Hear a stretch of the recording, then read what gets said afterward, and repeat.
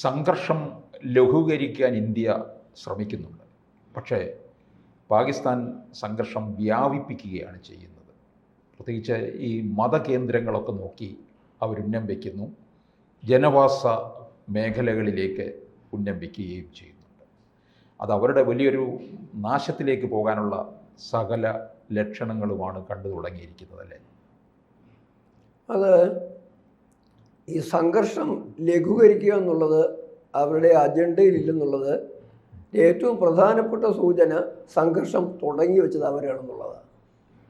പഹൽഗാമിൽ അത്ര വളരെ പ്രകോപനകരമായ ഒരു കാര്യം നിർവഹിച്ച ശേഷം, അത്ര ക്രൂരമായ കൊലപാതകങ്ങൾ നടത്തിയ ശേഷം ഭാരതം പ്രതികരിക്കില്ല എന്നവർ പ്രതീക്ഷിക്കാൻ വഴിയില്ല. കാരണം ഇത് പുതിയ ഭാരതമാണ്, നരേന്ദ്രമോദിയുടെ ഭാരതമാണ്.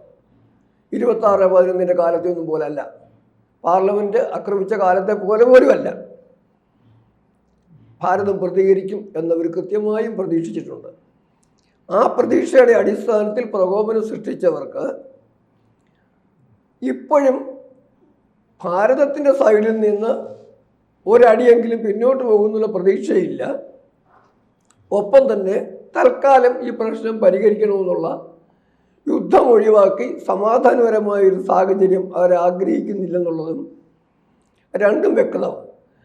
അതിൻ്റെ ഏറ്റവും വലിയ തെളിവാണ് ഈ 3 ദിവസങ്ങളിലെ ബ്രീഫിങ്ങിൽ വിദേശകാര്യ സെക്രട്ടറിയുടെ സാന്നിധ്യത്തിൽ വ്യോമ നാവികസേന അധിപതിമാർ, വക്താക്കൾ അവർ നൽകിയ സന്ദേശങ്ങളിൽ നിന്ന് കാര്യങ്ങൾ വളരെ വ്യക്തമായിരുന്നു. ആദ്യത്തെ ദിവസം കൃത്യമായി സന്ദേശം കൊടുത്തു. ഇത് എസ്കലേറ്റ് ചെയ്യാൻ നോക്കുന്നതിന് നിങ്ങൾക്ക് താല്പര്യമുണ്ടെങ്കിൽ അവസരമുണ്ട് എന്ന് സന്ദേശം കൊടുത്തു. രണ്ടാമത്തെ ദിവസം വീണ്ടും അവർക്കൊരു സന്ദർഭം കൊടുക്കുന്നില്ലെങ്കിൽ പോലും സൂചന അത് തന്നെയായിരുന്നു. ലോകരാജ്യങ്ങൾക്കൊരു സൂചന അത് തന്നെയായിരുന്നു. ഭാരതം ഈ യുദ്ധ അന്തരീക്ഷം ശാന്തമാക്കാൻ ആഗ്രഹിക്കുന്ന രാജ്യമാണ്. ഇന്ന് 3ാമത്തെ ദിവസം കൃത്യമായിട്ട് പറഞ്ഞത്, ഞങ്ങൾ യുദ്ധ സാഹചര്യം വർദ്ധിപ്പിക്കുന്നതിന് താല്പര്യമുള്ളവരല്ല. അവർ agenda is not to escalate provided you are prepared to withdraw from the stand you have taken. ഇതാണ് കൊടുത്ത മെസ്സേജ്. ഞങ്ങൾ പ്രകോപനം മുന്നോട്ട് ആഗ്രഹിക്കുന്നില്ല, നിങ്ങൾ അതിന് തയ്യാറാണെങ്കിലും മാത്രം എന്ന് കൃത്യമായി സന്ദേശം കൊടുത്തു കഴിഞ്ഞു. ഇതിൻ്റെ അർത്ഥം ഭാരതം നമ്മൾ കരുതുന്നതിനപ്പുറമായിട്ട് തിരിച്ചടി കൊടുക്കാൻ അർഹിക്കുന്നതിന് അപ്പുറമുള്ള തിരിച്ചടി, ഒരുപക്ഷെ ആനുപാതികമല്ലാത്ത തിരിച്ചടി, പാകിസ്ഥാൻ എന്നുള്ള പ്രശ്നം ആത്യന്തികമായി പരിഹരിക്കുവാൻ ഉതകുന്ന തിരിച്ചടി, അതിർത്തിയിലെ സംഘർഷങ്ങൾ, അവിടുന്ന് ഭീകരവാദികളെ കടത്തിവിടുന്നത്, ഇതിനെല്ലാം ആത്യന്തികമായ ഒരു പരിഹാരത്തിന് അവസരമായിട്ട് ഈ സന്ദർഭം ഉപയോഗിക്കുന്നുള്ളതിന് ആർക്കും ഒരു സംശയവും വേണ്ട. അതിൻ്റെ കൃത്യമായ ലക്ഷണം കാണേണ്ടത്, അവരിങ്ങോട്ട് ലക്ഷ്യം വെക്കുന്നത് പിള്ളേരെയും കുഞ്ഞുങ്ങളെയും ഗുരുദ്വാരകളെയും പള്ളികളെയും കോൺവെൻറ്റുകളെയും ഒക്കെയാണ്. തിരിച്ചങ്ങോട്ട് കൊടുക്കുന്നതെന്ന് പറയുന്നത് അവരുടെ നിർണായകമായ സൈനിക കേന്ദ്രങ്ങളെയാണ്. ഇന്ന് അങ്ങൊരു ശ്രദ്ധിച്ചെന്നറിയത്തില്ല, പാകിസ്ഥാനിലെ പഴയ ഒരു എയർ മാർഷൽ, വളരെ പ്രായമുള്ള ആളാണ് പാകിസ്ഥാൻ്റെ, അദ്ദേഹം സാമൂഹ്യ മാധ്യമങ്ങളിൽ ഒന്ന് പറയുകയാണ്, നമ്മുടെ 3 ഇരട്ടി, അതായത് പാകിസ്ഥാൻ്റെ 3 ഇരട്ടി ശക്തിയുള്ളതാണ് ഭാരതം, നമുക്കൊരു വിജയത്തിൻ്റെ യാതൊരു സാധ്യതയില്ല, പ്രതിരോധം പോലും നമ്മളെ കൊണ്ടാവില്ല, അതുകൊണ്ട് എങ്ങനെയെങ്കിലും ഈ പ്രശ്നം പരിഹരിക്കാനാണ് ആവശ്യപ്പെട്ടിരിക്കുന്നത്. ആവശ്യപ്പെട്ട സാഹചര്യം എന്ന് പറയുന്നത് നൂർഖാൻ എയർബേസ്, പാകിസ്ഥാൻ്റെ നൂർഖാൻ എയർബേസ് എന്ന് പറയുന്നത്, നമ്മളൊക്കെ ഈ പ്രതിരോധ കാര്യങ്ങളുമായിട്ട് വലിയ ബന്ധമില്ലാത്തവരായതുകൊണ്ട് ഈ പേരുകളൊക്കെ ഇപ്പോഴാണ് ഒരുപക്ഷെ കേൾക്കുന്നത് പോലും. നൂർഖാൻ എയർബേസ് എന്ന് പറഞ്ഞാൽ അതൊരു നിസ്സാര സംഗതിയല്ല. ഇസ്ലാമാബാദിലെയും റാവൽപിണ്ടിയിലെയും ഒക്കെ പ്രധാനപ്പെട്ട സൈനിക ആസ്ഥാനങ്ങൾ, അവരുടെ ഹെഡ്ക്വാർട്ടേഴ്സ് വരെ, GHQ വരെ അതുപോലെ ഇപ്പോൾ അറിയുന്ന കാര്യങ്ങൾ വെച്ച് പറഞ്ഞു കഴിഞ്ഞാൽ അവരുടെ ന്യൂക്ലിയർ റിയാക്ടറിൻ്റെ സംവിധാനത്തിൻ്റെ പോലും നിയന്ത്രണ സംവിധാനങ്ങളുള്ള സ്ഥാപനങ്ങൾ അതിനടുത്താണ്. ചുരുക്കത്തിൽ നിന്റെ മൂക്കിൻ്റെ താഴെ കൊണ്ടുവന്ന് ഞങ്ങൾ പടക്കം വെച്ച് കഴിഞ്ഞിരിക്കുന്നു, പൊട്ടിക്കണോ വേണ്ടായോ എന്ന് നീ അങ്ങ് തീരുമാനിച്ചു. ഞങ്ങൾക്ക് നിർബന്ധമില്ല. നീ ഉയർത്തുന്ന ഏത് ആക്രമണത്തിനും കൃത്യമായ പ്രതിരോധം, അത് പ്രത്യേകിച്ച് എയർ മാർഷൽ ഒരാളല്ല പലരും പറഞ്ഞതിൽ നിന്ന് നമ്മുടെ ഭാരത സർക്കാർ, ഭാരതത്തിലെ മാധ്യമങ്ങൾ കണ്ടെത്തിയതാണ് ഞാൻ ഈ പറയുന്നത്. അപ്പോൾ അവിടുന്ന് തന്നെ ബുദ്ധിയും വിവരവുമുള്ള പക്വതയുള്ളവർ പറയുന്നു കൂടുതൽ കൂടുതൽ അപകടങ്ങളിലേക്കാണ് പോകുന്നതെന്ന് പറയുന്നു. അവരെന്തുകൊണ്ടാണ് ആ സന്ദേശം സ്വീകരിച്ച് പിന്നോട്ട് പോകാത്തതെന്ന് ചോദിച്ചാൽ അതിന് ഉത്തരവേ ഉള്ളൂ.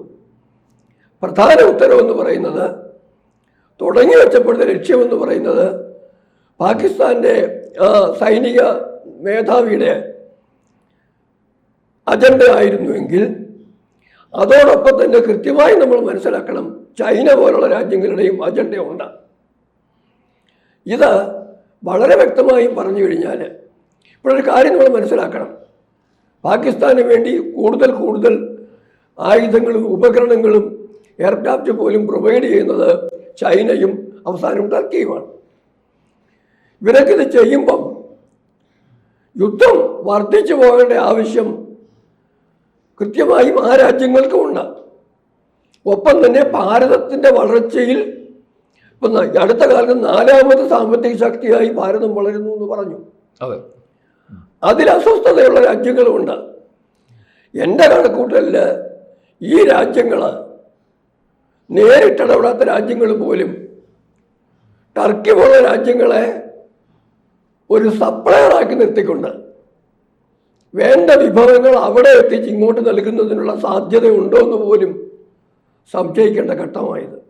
വേറൊരു കാര്യം കൂടി ഞാൻ സൂചിപ്പിക്കുക, പാകിസ്ഥാൻ തകർന്നാൽ പാകിസ്ഥാൻ്റെ സാമ്പത്തിക അവസ്ഥ ഈ യുദ്ധത്തോടുകൂടി കൃത്യമായും അതിന് വലിയ ക്ഷത വെക്കും. ആ ക്ഷതം ഏറ്റുകഴിഞ്ഞാൽ നമ്മൾ സാധാരണ നാടൻ കടകളിലൊക്കെ, ചെറിയ കടകളൊക്കെ ഉണ്ടല്ലോ, അവിടെ ഡെയിലി ചിട്ടിക്ക് പൈസ കൊണ്ട് കൊടുക്കുന്ന ചിട്ടിക്കാരുണ്ട്. ഈ കട പൂട്ടിപ്പോയാൽ കട പൂട്ടുന്നയാളിന് മാത്രമല്ല, പൈസ അഡ്വാൻസ് ചെയ്ത ഡെയിലി ചിട്ടിക്കാരനെ കൂടി അത് ബാധിക്കില്ലേ എന്ന് പറയുന്ന പോലെ പാകിസ്ഥാനിൽ ഇൻവെസ്റ്റ് ചെയ്തിട്ടുള്ള, പാകിസ്ഥാനിൽ പണം കൊടുത്തിട്ടുള്ള, പണം മുടക്കിയിട്ടുള്ള, പണം കടം കൊടുത്ത് കിട്ടാൻ സാധ്യതയുള്ള അമേരിക്ക, സൗദി അറേബ്യ, അതുപോലെ ചൈന തുടങ്ങിയ നിരവധി രാജ്യങ്ങളുടെ താല്പര്യങ്ങളെ ഇത് ബാധിക്കും. അപ്പോൾ അതൊക്കെ എങ്ങനെയാണ് നമ്മൾ ഈ പറയുന്ന സാഹചര്യത്തിൽ അന്താരാഷ്ട്ര ബന്ധങ്ങളിലും അന്താരാഷ്ട്ര ഇടപെടലുകളിലും ഇതൊക്കെ എങ്ങനെയാണ് പ്രതിഫലിക്കുന്നതെന്ന് നമുക്ക് സാധാരണക്കാർക്ക് പെട്ടെന്ന് മനസ്സിലാകുന്ന കാര്യമല്ല. കൂട്ടി വായിക്കൊണ്ടൊരു കാര്യമാണ്, ഇന്നലെ ആ IMFൻ്റെ ലോണ് ഈ സാഹചര്യത്തിൽ പോലും പാകിസ്ഥാന് കിട്ടും എന്നൊരു അന്തരീക്ഷം വന്നിരിക്കുന്നത്. അതിൽ വ്യവസ്ഥകൾ വെക്കണമെന്നൊക്കെ പറയുന്നുണ്ട്, അതവിടെ നിൽക്കട്ടെ. എങ്കിൽ പോലും ഈ ഒരു സാഹചര്യത്തിൽ പോലും പാകിസ്ഥാന് അങ്ങനെ പാകിസ്ഥാനിലേക്കൊരു പണ ഒഴുക്ക് ഒഴിവാക്കണം എന്ന് പോലും ചിന്തിച്ചിട്ടില്ലെങ്കിൽ സാർവദേശീയ തലത്തിലുള്ള ആ ശക്തികളുടെ താല്പര്യം നമ്മൾ മനസ്സിലാക്കണം. അങ്ങനെ വരുമ്പം പാകിസ്ഥാൻ്റെ ഭാഗത്തു നിന്ന് കഴിയുന്നത്ര തലത്തിലേക്ക് യുദ്ധത്തിൻ്റെ സാഹചര്യത്തെ വളർത്തിക്കൊണ്ട് പോകുന്നതിന് നമ്മൾ നേരിട്ട് കാണാത്ത പല ഘടകങ്ങളും സഹായിക്കുന്നുണ്ട് എന്ന് കരുതേണ്ടി വരും. എങ്കിലും ഭാരതത്തെ സംബന്ധിച്ചിടത്തോളം ഭാരതം ഇവരെ ആരെയും ആശ്രയിച്ചല്ല. ഭാരതത്തിൻ്റെ സ്വന്തം ശക്തിയുണ്ട്. ആകപ്പാടെ ഭാരതത്തിന് ആവശ്യമുള്ളത് വേറെ ആരും ഇതിൽ ഇടപെടരുതെന്ന് മാത്രമാണ്. അമേരിക്കൻ പ്രസിഡന്റ് ട്രംപ് ഇത് ഭാരതവും പാകിസ്ഥാനോട് തീർത്തോളും എന്ന് പറഞ്ഞ ഉത്തരവാണ് ഭാരതം എല്ലാ രാജ്യങ്ങളിൽ നിന്നും പ്രതീക്ഷിക്കുന്നത്.